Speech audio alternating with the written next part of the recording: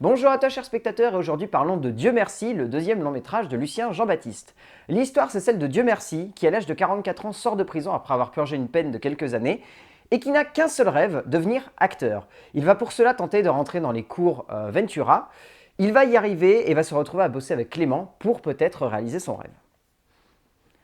Alors vous l'aurez compris, Dieu merci est un film qui parle d'un métier qui est assez particulier, c'est donc le métier d'acteur. Et c'est toujours assez fascinant de voir un acteur passer à la réalisation pour nous parler de son métier de base. Là, c'est vraiment intéressant parce que Lucien Jean-Baptiste, c'est vraiment basé sur son histoire vraie. C'est un acteur qui a mis beaucoup de temps à être révélé au grand public, mais c'est un acteur qui a réussi à réaliser son rêve en devenant acteur, et même en allant plus loin, en devenant un réalisateur, et même un réalisateur assez important dans la production audiovisuelle française, parce que c'est un de ces mecs qui parle de sujets du quotidien et qui parle des minorités avec beaucoup de justesse, sans tomber dans les clichés ou sans tomber dans les facilités. Et ça, c'est vraiment touchant et c'est vraiment surprenant parce que on a pas mal de metteurs en scène en France qui ont beaucoup de mal à parler de ce genre de sujet, à parler des minorités, à parler de la difficulté à s'imposer quand on est une personne de couleur. Et là, Lucien Jean-Baptiste y arrive vraiment à très bien retranscrire ça parce que ce film est totalement inspiré de sa vie. Et c'est vraiment viscéral à quel point c'est inspiré de sa vie, ça va jusque dans les petits détails. Parce que pour vous donner un ordre d'idée, sans trop en dire, il y a un retournement de fin de film qui est vrai et qui est magnifique. Et qui est très bien montré de la part de Lucien Jean-Baptiste. Bon, déjà, le scénario de Grégory Boutboul et Lucien Jean-Baptiste est magnifique. C'est un scénario qui est plein de sincérité, c'est un scénario qui est plein de justesse, c'est un scénario qui arrive à concevoir des personnages avec une telle perfection par instant qu'on est tout de suite transporté dans un autre monde. Et pourtant, il garde ce pied avec la réalité qui est ultra impressionnant. C'est-à-dire qu'on est vraiment figé avec ces personnages et la dure réalité du monde nous rattrape à plusieurs reprises et pourtant, ça ne donne jamais la sensation d'avoir une forme de misérabilisme dans le film. C'est-à-dire que le personnage a beaucoup de galères. Mais genre vraiment beaucoup.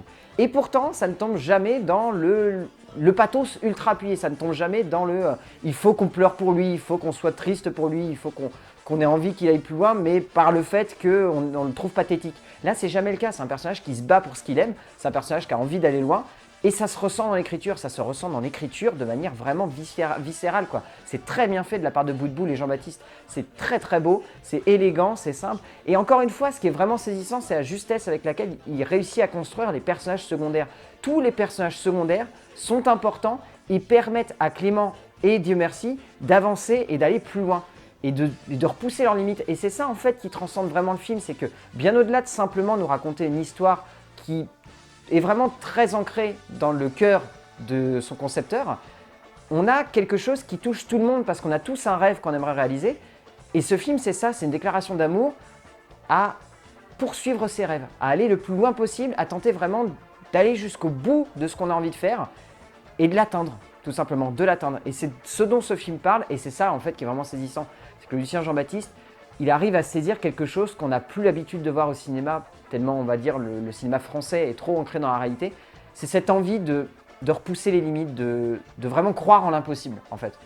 Ça semble très cucu à praline et limite discours de Miss France, mais là il arrive tellement bien à le retranscrire et il arrive tellement à toucher l'essence même du cinéma qui consiste à prendre des émotions et à jouer avec pour faire en sorte de tordre le cœur du spectateur, de lui tirer des larmes, de lui tirer un sourire, de le faire rire, de le faire éclater de rire même, littéralement éclater de rire. Et c'est ça en fait que Lucien Jean-Baptiste arrive à faire avec Grégory Boutboul au niveau de l'écriture. Et au-delà de ça, il arrive à le faire dans la mise en scène. Alors la mise en scène par contre, la mise en scène est intéressante. Elle est plutôt bien amenée par Lucien Jean-Baptiste. Mais on a la sensation des fois qu'elle est trop prise sur le vif et qu'on y perd en justesse. Alors ça arrive par instant, c'est pas non plus tout le long du film. Mais par exemple, pour vous donner un ordre d'idée, à plusieurs reprises, on va avoir des plans caméra à l'épaule.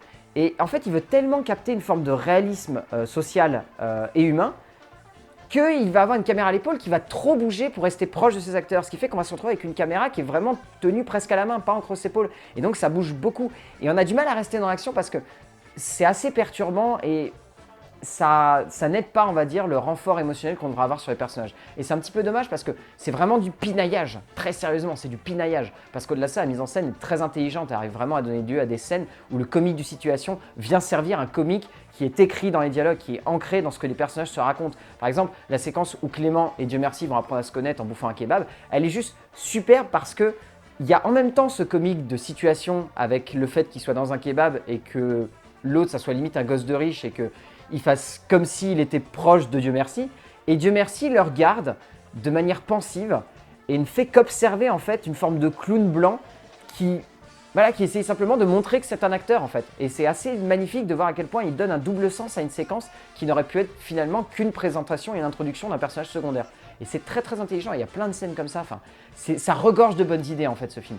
Et au-delà de ça, il y a des acteurs qui sont magnifiques. Alors en acteur secondaire, il y en a une qui crève l'écran, c'est Delphine Théodore. Delphine Théodore, elle est extrêmement touchante, elle est belle, elle est douce, elle apporte beaucoup de sincérité à pas mal de scènes et c'est très surprenant de la voir en tête d'affiche et elle marche vraiment bien. Et au-delà de ça, on a deux acteurs principaux qui s'amusent en plus à se surnommer de manière assez rigolote, Lucien Jean-Baptiste Le Caplin. Et c'est bête à dire, mais ils forment vraiment un duo en fait. Et cette espèce de mix de leurs deux noms qui donne Lucien Jean-Baptiste Le Caplin, ça marche vraiment bien et ça les définit très bien parce qu'ils sont tellement proches, sont tellement fusionnels, ils sont tellement l'un avec l'autre dans tout ce qu'ils font, dans tous les développements de scène, dans tous les attraits et tous les traits de caractère des personnages. Enfin, ils marchent à merveille ces deux acteurs et ils font un carton. Littéralement, ils sont superbes, ils sont impériaux en tête d'affiche et ils rendent vraiment bien et les deux sont surprenants. Donc voilà, Dieu merci, c'est un très joli film, fait par un acteur passionné et un réalisateur très amoureux des personnages et des bonnes histoires. Ça rend super bien, c'est très beau, c'est très touchant. Il y a des maladresses, comme souvent dans les films qui sont faits avec le cœur, mais on les passe parce qu'il y a une sincérité et il y a une force qui se dégage de ce film qui sont vraiment émouvants. Donc, Dieu merci de Lucien Jean-Baptiste. Allez le voir en salle dès que ça sort, c'est superbe, c'est émouvant, c'est beau et c'est touchant.